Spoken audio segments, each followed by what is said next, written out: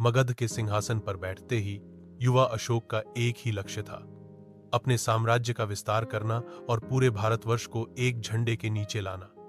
उनकी आंखें आग की तरह चमक रही थीं और उनके मन में विजय की ज्वाला जल रही थी। अशोक एक महान योद्धा थे, जिन्होंने अपनी शक्ति और युद्ध नीति से कई बड़े राज्यों को हरा दिया। उनकी सेना जहां से भी गुजरती, वहां उनकी जीत का डंका बज उठता। लेकिन अशोक की सबसे बड़ी और कठिन चुनौती कलिंग का युद्ध था। कलिंग एक बहुत ही शक्तिशाली राज्य था, जिसके लोग बहुत बहादुर थे। उन्होंने अशोक की विशाल सेना के सामने घुटने टेकने से इनकार कर दिया। यह एक लंबा और भयानक युद्ध था, जिसमें खून की नदियां बह गईं।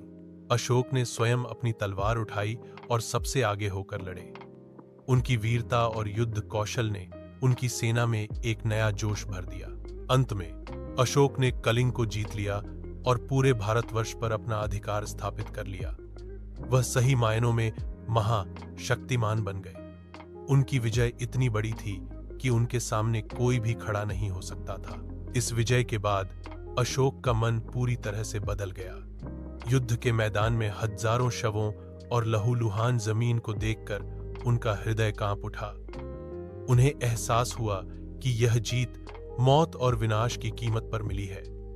उनके अंदर का योद्धा अब शांति और करुणा की तलाश में था।